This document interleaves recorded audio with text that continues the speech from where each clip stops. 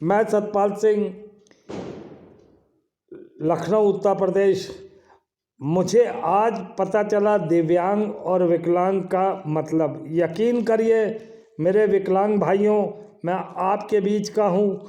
मुझे कोई दिक्कत नहीं है। मेरे मामा विकलांग थे, मेरा एक भांजे का बेटा विकलांग है, मेरे कई जानने वाले हैं जो विकलांग हैं। ऐसा नहीं है कि मेरे दो भाई के बेटे हुए थे, वो विकलांग हुए थे और वो बचपन अवस्था में ही, यानी कि 6 से 1.5 साल 2 साल की अवस्था में ही वो भगवान को प्यारे हो गए।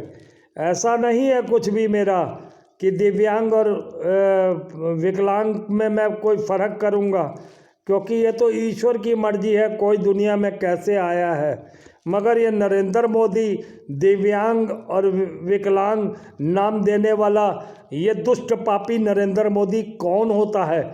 और विकलांग कहिए दिव्यांग कहिए, है तो आधा अधूरा ही ना। और उसी तरीके से राम मंदिर अगर आधा अधूरा है ना, जो प्राण प्रतिष्ठा वहाँ कराई जा रही है वो आधी अधूरी तो है ना।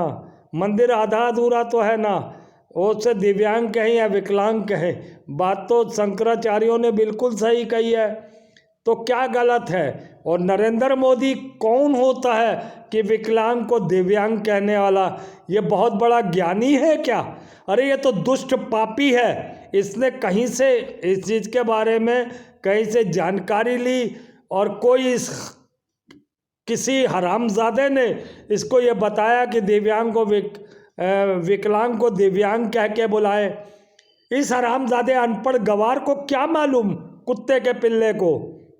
तो देश को समझना पड़ेगा। ये नरेंद्र मोदी हरामजादे का बच्चा ये कैसे कह सकता है कि हम विकलांग को दिव्यांग कहेंगे?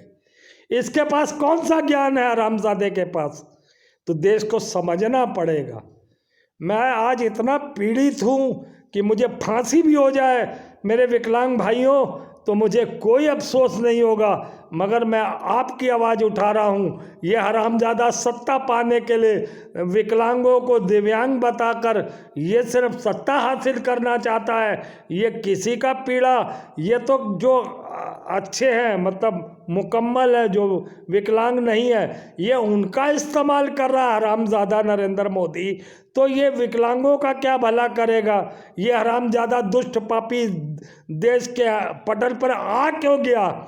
इसका स्वर्नाश निश्चित है और इसे कुत्ते की मौत ही मरना पड़ेगा। और देश की 142 करोड़ जनता इसको सड़क पर खींच के इसको जूतों लातों से मारे, जैसे अरब कंट्री में होता है कि बुला के बीच चौराहे पे जैसे किसी को फांसी दी जाती है, चोरी करने वाले को पत्थर से पहले मारा जाता है फिर उसे फांसी दी जाती है, या जैसे भी ये वो अपराधी है हरामजादा नरेंद्र मोदी।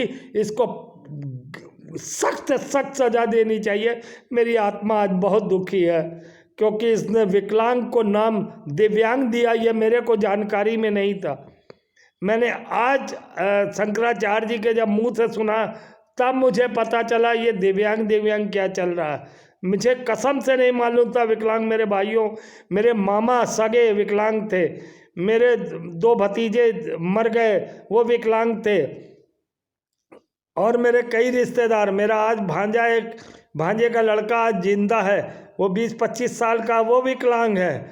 ऐसा कुछ नहीं है कि विकलांग होना कोई पाप है। ये शरीर की कमी होती है, किसी के परिवार में हो जाता है, इससे कोई घृणा नहीं होनी चाहिए बल्कि उनका समर्थन होना चाहिए। मगर इस दुष्ट पापी से विकलांग समाज अगर समर्थन लेता है तो वो मेरा भी दुश्मन है, देश का भी दुश्मन है। मैं इस नरेंद्र मोदी पाप के घड़े को अब फोड़ के रहूँगा। ये सुअर का बच्चा इतना कमीना है कि मुझे मालूम नहीं था।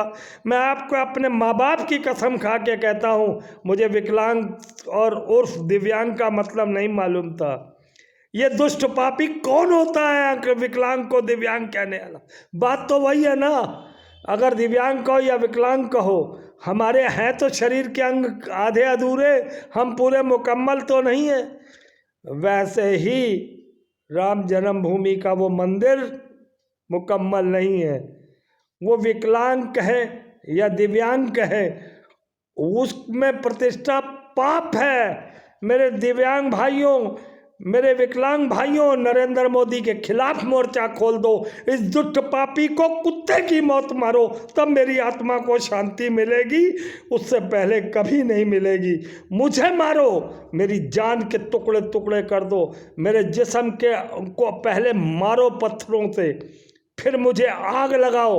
नहीं, पहले पत्थरों से मारो, फिर डंडों जूतों से मारो, फिर मेरे शरीर को आग लगाओ, और फिर मरे हुए शरीर को फांसी लगाओ। मुझे कोई अफसोस नहीं होगा।